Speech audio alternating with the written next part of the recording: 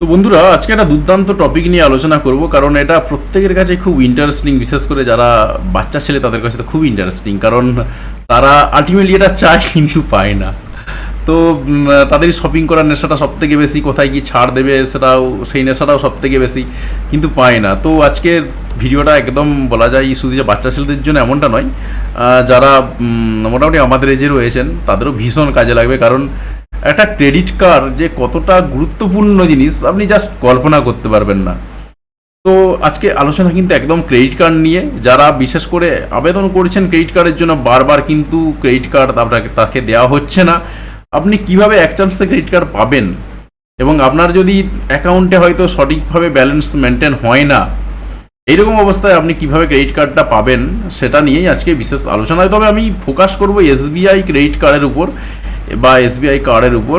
তো SBI credit card পেতে গেলে আপনাকে যেটা করতে হবে, তো প্রথমে আমি বলে দেবো যে আপনি কি সিস্টেমে অ্যাপ্লাই করলে আপনি ক্রেডিট কার্ডটা পাবেন, একদম বাড়িতে বসে আপনি ক্রেডিট কার্ডটা পেয়ে যাবেন। আর দ্বিতীয়ত বলে দেবো যে আপনি কীভাবে ইউজ করবেন, কারণ ক্রেডিট কার্ড একদিক থেকে যেমন খুব ভালো, আবার একদিক থেকে কিন্তু খুব খারাপ। তো ইউজটা কিন্তু সঠিকভাবে জানতে হবে।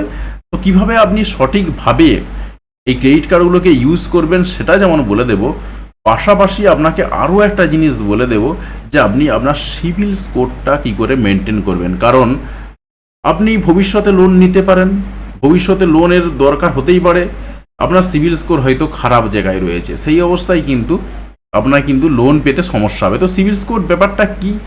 সিবিল স্কোর ব্যাপারটা আর কিছুই না, আমি জাস্ট একটু বলে দিই। সিবিল স্কোর মোটামুটিভাবে একটা 300 থেকে শুরু করে 900 পর্যন্ত হয়ে থাকে। আপনি কীরকমভাবে লোন নিচ্ছেন এবং লোনটা কতটা তাড়াতাড়ি বা সঠিক সময়ে মেটাচ্ছেন কি না, বা কতটা পরিমাণ লোন নিচ্ছেন, এই সমস্ত কিছু বিষয়ের উপর নির্ভর করে কিন্তু একটা সিবিল স্কোর মেনটেন করা হয়। তো সেই সিবিল স্কোরটা মেনটেন করতে করতে মোটামুটিভাবে 900টা হয় সব থেকে বেশি। মোটামুটিভাবে 750 থেকে 900 হলে এক্সেলেন্ট দেখাচ্ছে। তো চেষ্টা করা যায় যে প্রত্যেকে যদি আপনারা মেনটেন করতে পারেন, মোটামুটিভাবে 800 850 যদি মেনটেন করতে পারেন সিবিল স্কোরটাকে, আপনার কিন্তু লোন পেতে কোনো রকম সমস্যা হবে না। এবং আপনি কি করে আপনার সিবিল স্কোরটাকে 800-তে নিয়ে যাবেন, একদম বাঙালি বুদ্ধি আপনাকে বলে দেবো যে কী সিস্টেমে আপনি কাজ করবেন যাতে করে আপনার সিবিল স্কোরটা অ্যাটলিস্ট 800 বা 850 জায়গাতে থাকে। 900 দিয়ে যাওয়া চারটিখানি কথা নয়। তো মোটামুটিভাবে 750-র উপরে গেলেই যেহেতু বেটার, বা বেটার বলবো না, এক্সেলেন্ট পজিশন আপনি চলে যাচ্ছেন। তো স্বাভাবিকভাবেই এই জায়গাতে যাওয়া মানেও কিন্তু আপনি লোন ইজিলি পেয়ে যাবেন। আর 800 850 থাকা মানে তো আপনাকে ব্যাংক থেকে ডেকে নিয়ে এসে লোন দেবে, ব্যাংক থেকে বাড়িতে লোক নিয়ে ডেকে নিয়ে এসে লোন দেবে যে স্যার আপনি লোন নিন। তো ব্যাপারটা এই জায়গাতেই। তো মনে করুন আপনার নেই, আপনার অ্যাকাউন্টে হয়তো অ্যাভেলেবেল ব্যালেন্স নেই বা টাকা পয়সা নেই। তো সেই অবস্থায় আপনি কী করবেন? আর সিভিল স্কোরটার ব্যাপারে একটু বলে দিই। সিভিল স্কোরের ফুল ফর্ম হচ্ছে credit information bureau limited, India limited. তো এই জিনিসটা কিন্তু মেনটেন করতে হয়। তো আমরা সিভিল স্কোরের চ্যাপ্টার ক্লোজ করলাম এখানেই। তো আপনার মনে করুন, আমি ধরে নিলাম যে আপনার অ্যাকাউন্টে কিন্তু অ্যাভেলেবেল ব্যালেন্স থাকে না, অর্থাৎ আপনার স্টেট ব্যাংকের অ্যাকাউন্ট রয়েছে, আমি এটা ধরে নিচ্ছি, এবং স্টেট ব্যাংকের খুব একটা আপনি ব্যালেন্স মেনটেন করেন না, অর্থাৎ কখন কত টাকা থাকে আপনি নিজেও জানেন না। এই অবস্থায় আপনি যদি ক্রেডিট কার্ডের জন্য আবেদন করতে যান, সেক্ষেত্রে কিন্তু আপনি ক্রেডিট কার্ড পাবেন না। বিশেষ করে আপনি যদি যারা এজেন্ট ঘুরে বেড়ান তাদেরকে যদি আপনি বলেন, তারা প্রথমে আপনার ডকুমেন্ট নিয়ে চলে যাবে, কিন্তু আলটিমেটলি আপনি ক্রেডিট কার্ড পাবেন না। পরে বলবে স্যার আপনার সিভিল স্কোরের সমস্যা রয়েছে বা অ্যাকাউন্টের কিছু সমস্যা রয়েছে, আপনাকে দেওয়া যাবে না। তো সমস্যাটা এই জায়গাতেই। কিন্তু আজকে একদম প্রপার প্রসেস বলে দেবো, যে প্রসেসটা অ্যাপ্লাই করলে আপনি ক্রেডিট কার্ড ইজিলি পেয়ে যাবেন। তো দেখুন, ধরে নিলাম যাদের অ্যাকাউন্টে অ্যাভেলেবেল টাকা থাকে মোটামুটি, তাদের নিয়ে খুব একটা সমস্যা নেই, বা যাদের এটা একদম যারা একদম নতুন ক্রেডিট কার্ড বানাবেন স্পেশালি বলা যায় তাদেরই জন্য ভিডিওটা। তো অবশ্যই বাকিরাও দেখতে পারেন, কারণ আপনার সিভিল স্কোরটাকে মেনটেন করতেও আপনার একটা দুর্দান্ত কাজে লাগবে। তো আমি প্রসঙ্গক্রমে চলে আসি। মনে করুন আপনার স্টেট ব্যাংকে একটা অ্যাকাউন্ট রয়েছে। তো আপনাকে যেটা করতে হবে, আপনার অ্যাকাউন্টে ব্যালেন্স তো আপনি সবসময় মেনটেন করেন না, অন্ততপক্ষে 3 মাস 25,000 থেকে 40,000 টাকা বা 30,000 টাকা অন্ততপক্ষে কন্টিনিউয়াসলি আপনি রেখে যান। তো 25,000 টাকা খুব কম হয়ে যায়। তো 30,000 থেকে 40,000 টাকাটা আপনি কন্টিনিউয়াসলি আপনি রেখে যান, একটানা 3 মাস রাখতে হবে আপনাকে। আপনি আপ ডাউন, আপনি টাকা তুলছেন, টাকা রাখছেন, সব কিছু করছেন, সব সব সত্যি কথা, কিন্তু আপনার মিনিমাম ব্যালেন্সটা যেন সবসময় 30,000 টাকা অন্তত পক্ষে থাকে। এই একটানা 3 মাস মেনটেন করার পর আপনি ক্রেডিট কার্ডের জন্য আবেদন করুন। ক্রেডিট কার্ডের জন্য কিভাবে আবেদন করবেন সেটা আমি প্রসেস বলে দেবো। তো কি প্রসেসটা অ্যাপ্লাই করতে হবে আপনাকে, আমি ডাইরেক্ট ব্রাউজারে চলে যাচ্ছি। আপনি পেয়ে যাবেন একটা ইনফরমেশন পেয়ে যাবেন না, আপনার একটা ওয়েবসাইটের ইনফরমেশন পেয়ে যাবেন, যে ওয়েবসাইটে আমি আপনাকে যেতে বলবো। তো ওয়েবসাইটে যাওয়ার পর এই ওয়েবসাইটটাতে আপনার ওপেন হয়ে যাবে। এই ওয়েবসাইটটা ওপেন হয়ে যাওয়ার পর আপনি যদি ওই নিচের লিঙ্কে দেওয়া, ভিডিও ডেসক্রিপশানে দেওয়া লিঙ্কে যদি ক্লিক করে আপনি ক্রেডিট কার্ড করেন, বা যাদের ক্রেডিট কার্ড নেই অথচ অ্যাকাউন্টে মোটামুটি একটা ব্যালেন্স মেনটেন হয়, তারাও যদি করেন, তারা তো ইনস্ট্যান্টলি পাবে না। যাদের মেনটেন হয় না ব্যালেন্সটা, তারা 3 মাস পরে আবেদন করবেন। এই লিঙ্কে ক্লিক করে যদি আপনি স্টেট ব্যাংকের ক্রেডিট কার্ড পাবেন, সেক্ষেত্রে আপনি কিন্তু সেক্ষেত্রে আপনি কিন্তু 500 টাকার গিফট ভাউচার আপনি পেয়ে যাবেন। এবং এটা পাবেন কিভাবে না, আপনার অ্যামাজন গিফট ভাউচার হিসাবে পেয়ে যাবেন। তো আজকাল তো অনলাইন বা ডিজিটাল মানি, ফিজিক্যাল মানি কোনো ফ্যাক্টরি না, কোনো ব্যাপার না। আপনি চাইলেই অনলাইনে আপনি সেটা শপিং টপিং করে নিতে পারেন, মোবাইল রিচার্জ করতে পারেন অ্যামাজন পে ব্যালেন্স হিসাবে, কোনো ফ্যাক্টরি না। এরপর আমি আপনাকে একটু হেল্প করে দিই।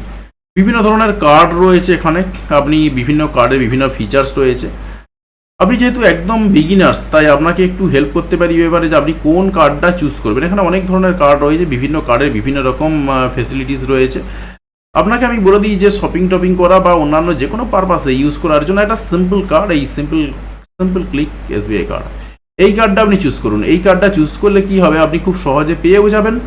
এবং এই কার্ডটা চুজ করার পর আপনি বলা যায় আপনাকে লোন, আপনার অ্যাভেলেবেল যে লিমিটেশন, সেই লিমিটটা রয়েছে, সেই ক্রেডিট লিমিটটাও কিন্তু আপনাকে দিয়ে দেওয়া হবে এবং আপনি ইজিলি পেয়ে যাবেন। তো কি করবেন, এসবিআই সিম্পল ক্লিক এসবিআই কার্ডতে গেলেন, তারপর অ্যাপ্লাই নাওতে ক্লিক করবেন। অ্যাপ্লাই নাওতে ক্লিক করার পর তো এই পেজটা আসবে এবং এখানেতে আপনাকে দেখানো হচ্ছে কি কি লাগবে। আপনার প্যান কার্ড লাগবে, আপনার একটা ফটো লাগবে, আধার কার্ড লাগবে, ব্যাঙ্ক অ্যাকাউন্ট ডিটেলস লাগবে। এবং এখানে 3টে স্টেপ দেখানো হচ্ছে, এই 3টে স্টেপেতে আপনি কুইকলি কমপ্লিট করে ফেলতে পারবেন। তো প্রথমে কি করতে হবে, কি করতে হবে, আমাকে স্টার্ট অ্যাপ্লাই জার্নিতে ক্লিক করতে হবে। আপনিও ক্লিক করবেন। আপনি ফিনান্সের ভিডিও দেখছেন মানে সবই জানেন। তো প্রথমে পার্সোনাল ডিটেলসে ক্লিক করতে হবে এবং আপনাকে কী দিতে হবে সেখানে, আপনার নাম, আপনার মোবাইল নাম্বার, আপনার সিটি অর্থাৎ আপনি কোথায় বসবাস করেন, আপনার প্যান কার্ড, আপনার ডেট অফ বার্থ। এরপর আপনার প্রফেশনাল ডিটেলস রয়েছে, অর্থাৎ আপনার অকুপেশন রয়েছে, আপনি অকুপেশন লিখবেন, বা আপনি যদি কোনো কোম্পানিতে সার্ভিস করেন বা কোনো সরকারি সেক্টরে সার্ভিস করেন সেটা লিখবেন। তারপর আপনার কেওয়াইসি ডিটেলস, যে কেওয়াইসি ডিটেলসের মধ্যে রয়েছে অ্যাড্রেস, পিনকোড ইত্যাদি ইত্যাদি। তো দেখলেই বুঝতে পারবেন, সিম্পল জিনিস একদম। তো আমি যেহেতু অ্যাপ্লাই করবো না, তো আমি তার সত্ত্বেও পার্সোনাল ডিটেলসটাতে একটু ক্লিক করে দেখাচ্ছি। বাকিগুলোতে তো ক্লিক করতে পারবো না, কারণ এই স্টেপটা পূরণ হয়ে যাওয়ার পরে আমি বাকি স্টেপগুলোতে যাব। তো আপনি সবটাই জানেন, ইজিলি আপনি কাজটা করে নিতে পারবেন। তো ক্লিক করলাম, এখানে আপনার নাম দিতে হবে, আপনার নাম, তারপর আপনার মিডিল নেম যদি কিছু থাকে, তারপর লাস্ট নেম দেবেন, তারপর আপনার মোবাইল নাম্বার দেবেন, তারপর টার্মস অ্যান্ড কন্ডিশনে ক্লিক করবেন, এখানে কন্টিনিউতে ক্লিক করবেন। ক্লিক করার পরে আপনার আরও অন্যান্য যাবতীয় জিনিস হয়তো ইনফরমেশান চাইবে, যে সেই ইনফরমেশানগুলো আপনাকে ফিল আপ করে যেতে হবে। খুব ইজি ইনফরমেশান, তো যেগুলো আপনি নিজেরাই জানেন, আপনি ফিল আপ করে আপনি ইজিলি কিন্তু কার্ডটা একদম বাড়িতে বসে পেয়ে যেতে পারবেন। তো আমি যেহেতু করবো না, তাই আমি কেটে দিলাম। তো এরপর আপনি বলি যে কিছুদিন আগেতেই আপনি ক্রেডিট কার্ডের জন্য আবেদন কেন করবেন। দেখুন, কিছুদিন আগেতেই কিন্তু একটা বেশ অফার দিয়েছিল, দুর্দান্ত অফার। কি, অ্যামাজনের পক্ষ থেকে অ্যামাজনে গ্রেট ফ্রিডম ফেস্টিভ্যাল চলছিল এবং সেখানে কিন্তু 10% ডিসকাউন্ট ছিল এসবিআই কার্ড দিয়ে যদি আপনি পেমেন্ট করেন। অনেকে লাভ উঠিয়েছেন, যাদের রয়েছে তারা অনেকে লাভ উঠিয়েছেন, ইভেন আমি নিজেও লাভ উঠিয়েছি। তো আপনি কেন লাভ উঠাবেন না, আপনাকেও তো লাভ উঠানোর জন্য একদম রেডি হয়ে রয়েছে। তো স্বাভাবিক হয় যদি আপনার এসবিআই কার্ডে মোটামুটিভাবে একটা অফার টুকটাক থাকেই। তো আপনি যদি 10% ডিসকাউন্ট পান, যদি, তবে অবশ্যই একটা সেখানে লিমিটেশন ছিল যে 5,000 টাকার কেনাকাটা করতে হবে। 5,000 টাকার কেনাকাটা তো নর্মালি হয়েই থাকে। তো আপনি 5,000 টাকা যদি কেনাকাটা করে আপনার যদি 500 টাকা আপনাকে ক্যাশব্যাক দেওয়া হয়, মন্দ কিসের, 500 টাকা কি কোথায় পাওয়া যায়। তো তাহলে আপনি যদি আরও বেশি কেনাকাটা করেন, সেক্ষেত্রে আপনি আরও বেশি ছাড় পাচ্ছেন। যদিও একটা লিমিটেশন ছিল ওদের, মোটামুটি 1200 বা 1500 পর্যন্ত এরকম একটা লিমিটেশন ছিল, আমার খেয়াল নেই মুহূর্তে। তো সেই যদি আপনি 1,000 টাকাও ক্যাশব্যাক পান, সেটাই মন্দ কোথায়। তাহলে 10% যদি আপনি ইনস্ট্যান্ট ডিসকাউন্ট পেয়ে যান, আপনার কিন্তু অনেকটাই সুবিধা হয়ে যাবে। অর্থাৎ ক্যাশব্যাকের দিক থেকে কিন্তু দুর্দান্ত জিনিস। এছাড়াও আপনি ক্রেডিট কার্ড কেন করবেন? ক্রেডিট কার্ড করলে আপনার একটা দুর্দান্ত ফেসিলিটি বা সুবিধা রয়েছে। দেখুন সুবিধাটা কি না, মনে করুন আপনি আপনার হাতে টাকা পয়সা নেই, এই অবস্থায় আপনি টাকা পয়সাটার কাজটা বা যে কোনো বিল পেমেন্ট বা যে কোনো কাজ কিন্তু আপনি ইজিলি মিটিয়ে ফেলতে পারবেন আপনার ক্রেডিট কার্ডটা দিয়ে। অর্থাৎ আপনাকে কিন্তু ক্রেডিট কার্ড টাকা নেই বলে, ব্যাংকে টাকা নেই বলে আপনার যে শপিং আটকে যাবে বা অন্য কিছু আটকে যাবে এমনটা কিন্তু নয়। আপনি ক্রেডিট কার্ড দিয়ে ইজিলি করে ফেলতে পারবেন এবং আপনি সেটা 30 দিন পরেতে বা বিভিন্ন জনের বিভিন্ন রকম সিস্টেম রয়েছে। তো মোটামুটিভাবে একটা মিনিমাম ডিউ বলে অপশান দেখায়, তো মিনিমাম ডিউ অনুযায়ী আপনাকে কিন্তু ফিল আপ করে ফেলতে হবে এটা। তো আমি সেই মিনিমাম ডিউতেও আসবো। তো আপনি 30 দিনের জন্য একটা বলা যায় ফ্রি লোন পেয়ে যাচ্ছেন কোনো রকম ইন্টারেস্ট ছাড়াই। তো স্বাভাবিকভাবেই আপনি ইজিলি এখান থেকে নিতে পারেন এবং ক্রেডিট কার্ড করতেই পারেন, তাতে করে আপনার কিন্তু আলটিমেটলি অনেকটাই সুবিধা হয়ে যাবে। তবে আমি এবারে আপনাকে বলে রাখি আপনি কী করে ব্যবহার করবেন এবং সিভিল স্কোরটা মেনটেন করবেন।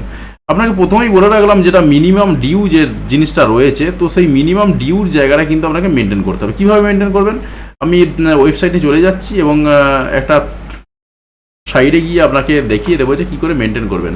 আমি সাপোজ ক্যালকুলেটার লিখে সার্চ করছি, তো ক্যালকুলেটার সার্চ করলাম। তো মনে করুন আপনার ক্রেডিট লিমিট প্রথমের দিকে দেওয়া হলো 30,000 টাকা, সাপোজ 30,000 টাকা ক্রেডিট লিমিট দেওয়া হলো। আপনি কত পার্সেন্ট ইউজ করবেন? সর্বাধিক আপনি চেষ্টা করবেন 30% ইউজ করা। 30%-এর বেশি কিন্তু ইউজ করবেন না।